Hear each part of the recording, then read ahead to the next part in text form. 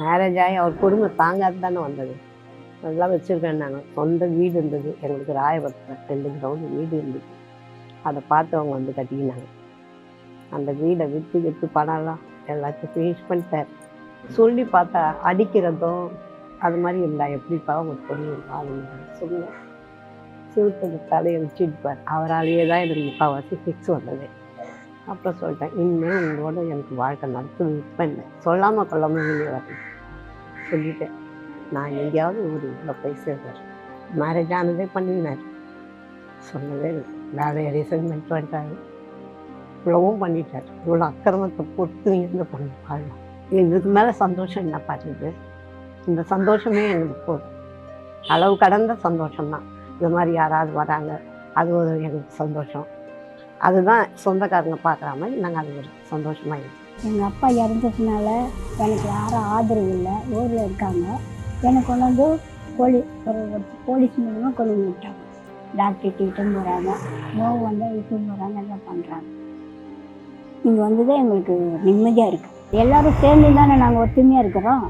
அதனால் எதுக்கு ஃபீலிங் வருது? அவங்கவுங்க ஒருத்தர் பேசுனாக்கா மனசு நிம்மதியாக நல்லபடியாக இருக்குல்ல, அதனால தான்.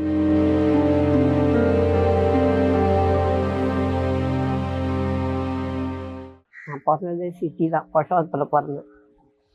வளர்ந்தது எல்லாம் மீனம்பாக்கத்தில் தான் மேரேஜ் ஆகி வந்தது.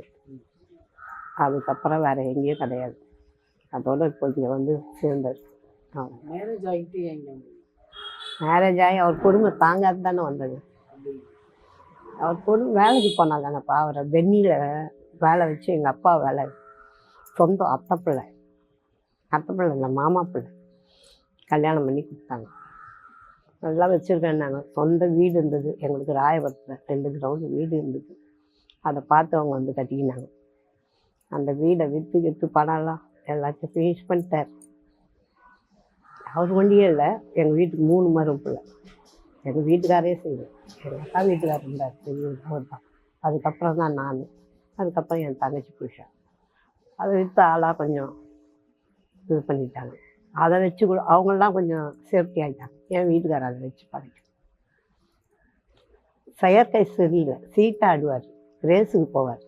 சொல்லி பார்த்தா அடிக்கிறதும் அது மாதிரி இருந்தால் எப்படிப்பா ஒரு பொண்ணு ஆளுங்க சொல்லுங்கள். சிறுத்தை தலையை வச்சுருப்பார். அவராலேயே தான் எனக்கு முக்கால்வாசி ஃபிக்ஸ் வந்தது. எதுவும் கேட்கக்கூடாதுன்னு. நல்ல மனுஷன், நல்லா தான் செய்வார் கொள்வார். அதே இந்த கொஞ்சம் அந்த ரேஸு சீட்டு இதுக்கெல்லாம் போகிறதால மூளை கொஞ்சம் அவருக்கு இதுவாகிடுது. அந்த பணத்தை ஆசை எல்லாத்தையும் ஒழிச்சிட்ட பிறகு என்ன பண்ணுறது? நான் உங்கள்கிட்ட என்ன குப்பை கொட்ட முடியும்? என்னால் எக்ஸ்போர்ட்டுக்கு போய் வேலை செய்ய முடியாத நிலைமை ஆயிடுச்சு. சைக்கிள் கடை வச்சு கொடுத்தேன். ஒரு ட்ரிப்புக்கு 3 ட்ரிப்பு சைக்கிள் கடை வச்சு கொடுத்தேன் சொந்தமாக. அவர் மெக்கானிக்கு செய்வாருன்ட்டு நான் எல்லாம் வச்சு கொடுத்தேன். அதுலேயும் அவர் உஷாராக குறைக்கிறதாகி எல்லாத்தையும் ஒழிச்சிட்டு விற்று தின்னுட்டு வந்துட்டார் சைலண்ட்டாக. அப்புறம் சொல்லிட்டேன், இனிமேல் உங்களோட எனக்கு வாழ்க்கை நடத்துறது இப்போ இல்லை. சொல்லாமல் கொள்ளாமல் வெளியே வரணும் சொல்லிட்டேன்.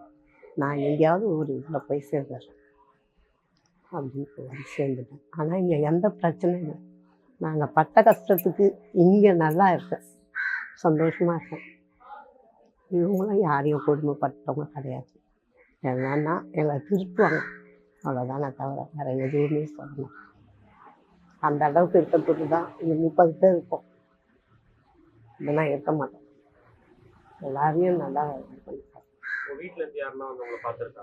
வரக்கூடாதுன்ட்டாங்க. ஏற்கனவே இப்படியெல்லாம் கொடுமைப்படுத்தி வச்சுருந்தவங்க நீங்கள் வராதிங்க, நாங்கள் பார்த்துக்கிறோங்க. அதே மாதிரி இவங்க நல்லா பார்த்துக்கிறாங்க. எதனா ஃபங்க்ஷன்னா சொல்லுங்கள், நாங்கள் அனுப்பி வைக்கிறோம். அதே மாதிரி அனுப்பி வைப்பாங்க. போயிட்டு வரும். அதுக்கெல்லாம் அனுப்புவாங்க. ஃபோன் பண்ணி சொல்லுவாங்க, அவங்களே நேராக வருவாங்க. எனக்கு வந்து பிள்ளை குட்டி கிடையாது. அவர் தான் ஃபேமிலி பிளான் பண்ணி மேரேஜ் ஆனதே பண்ணினார். சொன்னதே இல்லை. வேலையை ரிசைன் பண்ணிட்டு வந்துட்டார். இவ்வளவும் பண்ணிட்டார். இவ்வளோ அக்கிரமத்தை பொறுத்து இருந்து பண்ண வாழலாம். கண்ணீர் விட்டால் தான் எனக்கு கஷ்டம். ஏறிங்கன்னே போயிடும், அதனால் வலிக்கும். இப்போ அவர் சீட் ஆடிட்டு ரேஸ்க்கு போயிட்டு இருக்கும்போது சாப்பாட்டுக்கு ரொம்ப கஷ்டப்பட்டு நான் கஷ்டப்பட்டு எக்ஸ்போர்ட்டுக்கு போய் வேலை செய்வேன். ஹெல்ப்பராக போய் அப்புறம் டெய்லர் ஆகி டெய்லர் ஆனப்போ மிஷினில் உட்காந்து அப்படியே வலி போட்டுருச்சு. வீக் ஆகிடுச்சு வலி, சாப்பாடு சரியில்லாத. அப்போ அவங்க சொல்லிட்டாங்க, வானம்மா வேலைக்கு இருந்தால் வாங்க, நீ எதுனா மிஷினில் விழுந்தீங்கன்னா நாங்கள் பொறுப்பு கிடையாது. அதோட வீட்டுக்கு வந்துட்டேன். வீட்டுக்கு வந்து ஒரு இடத்துல சமைக்க பண்ணோம். அந்த இடத்துல சொன்னாங்க, அந்த வீட்லேயும் வந்து ஃப்ரீ ஆகிடுச்சு. அவங்க நல்ல தினமும் அவங்க சொல்லி அவங்க தான் சொன்னாங்க, இந்த இடத்த காட்டினாங்க. அவங்க நல்லா பார்த்துப்பாங்க அது. ஆனால் அன்னைக்கு வந்து நான் வந்து 3 வருஷம் ஆகுது. இன்ன வரைக்கும் எந்த துன்பம் நான் பட்டது, சட்டை துணிக்கோ சாப்பாட்டுக்கோ எந்த கஷ்டமும் நான் பட்டது கிடையாது.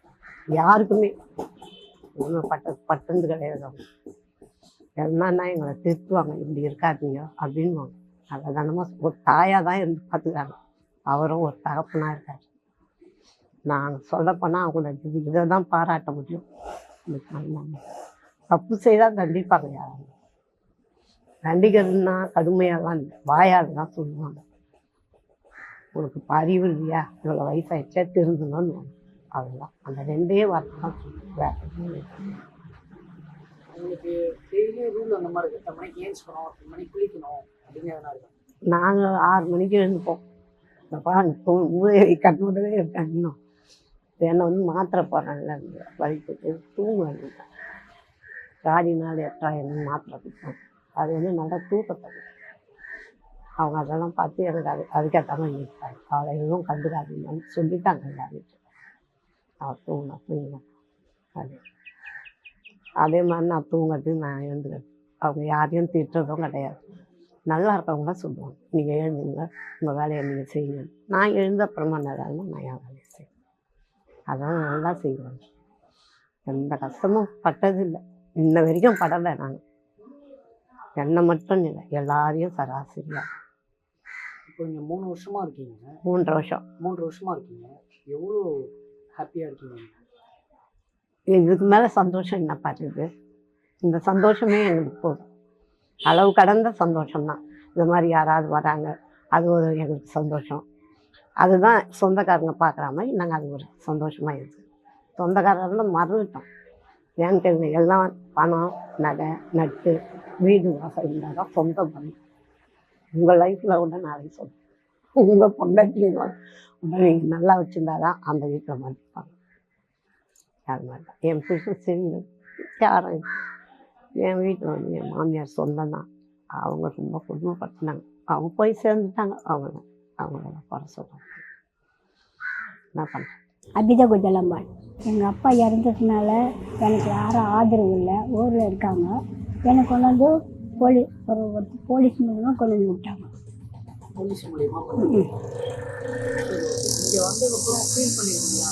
எதுவுமே இல்லை, நல்லபடியாக தான் இருக்கிறோம். நல்ல வசதியோடு தான் இருக்கிறோம். அவங்களாம் அம்மா நல்லா அம்மாவும் ஐயாவும் நல்லா தான் கவனிச்சுன்னு வராங்க. எந்த குறையும் இல்லை. நாங்கள் நல்லா சந்தோஷமாக தான் இருக்கோம். இப்போ அப்பா இறந்ததுக்கப்புறம் உங்களுக்கு ஃபேமிலியில் எந்த சப்போர்ட்டுமே இல்லையா? இருக்கிறாங்க, ஆனால் அவ்வளோ தூரம் வரல. ஸோ அதனால் நீங்கள் ஃபீல் பண்ணியிருக்கீங்க? இல்லை, எதுவுமே பண்ண மாட்டேன். நான் நல்லா சந்தோஷமாக தான் இருக்கிறேன். இப்போது அப்பா இறந்ததுக்கப்புறம் உங்களுக்கு ட்ரெஸ்ஸுலேருந்து செலவுலேருந்து யார் பார்த்துக்கிட்டாங்க? அதெல்லாம் இங்கேயே பார்த்துக்கிறாங்க. இங்கே பார்த்துக்கிறேன். செலவெல்லாம் நாங்கள் அங்கே ஊரில் இருக்கும். அப்பா இருக்கும்போது செலவெல்லாம் நாங்கள் பண்ணலை. இங்கே வந்த பிறகு தான் அம்மா புடவை கொடுக்குறாங்க, எல்லாம் செய்கிறாங்க. டாக்டர்கிட்ட இட்டுன்னு போகிறாங்க, நோவு வந்தால் இட்டுன்னு போகிறாங்க, எல்லாம் பண்ணுறாங்க. இங்கே வந்து தான் எங்களுக்கு நிம்மதியாக இருக்குது. எந்த ஊர் நீங்கள்? நான் தஞ்சாவூர். இப்போ அப்பா இறந்ததும் தஞ்சாவூர் இல்லை, இங்கே தான் இருந்தார், வடபழனியில். இப்போ இங்கே எந்த பிரச்சனையும் எந்த பிரச்சனையும் இல்லை, நல்லபடியாக தான் இருக்கிறோம். இப்போ எதனா ஒரு கஷ்டம் இருக்குது எனக்கு அப்படின்னு எதனா ஒன்று இருக்கா? கஷ்டம் வந்து அம்மாலாம் தீர்த்து வைப்பாங்க. அது அப்படி எதனா தீர்த்து வச்சுருக்காங்களா? வச்சிருக்கிறாங்க. அது என்ன சொல்லுங்க.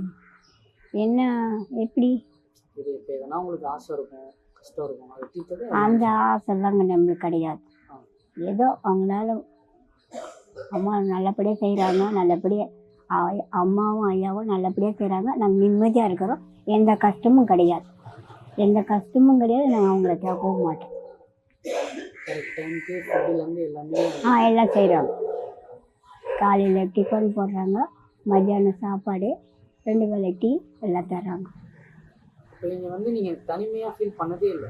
இல்லை இல்லை, படுறதே கிடையாது. எல்லாரும் சேர்ந்து தானே நாங்கள் ஒத்துமையாக இருக்கிறோம். அதனால் எதுக்கு ஃபீலிங் வருது? அவங்கவுங்க ஒருத்தர் ஒருத்தர் பேசுனாக்கா மனசு நிம்மதியாக நல்லபடியாக இருக்குல்ல, அதனால தான். எப்படி நீங்கள் இங்கே உட்காந்து உங்களுக்கு டைம் எப்படி போகுது இங்கே இருந்து? ஏன் நாங்கள் டிவி பார்க்குறோம், அப்புறம் தெரு வாசல் பெருக்கிறோம், காய்கறி ஏதோ வந்தால் வெங்காயம் உச்சி கொடுக்குறோம், டைம் பாஸ் போயின்னே இருக்குது.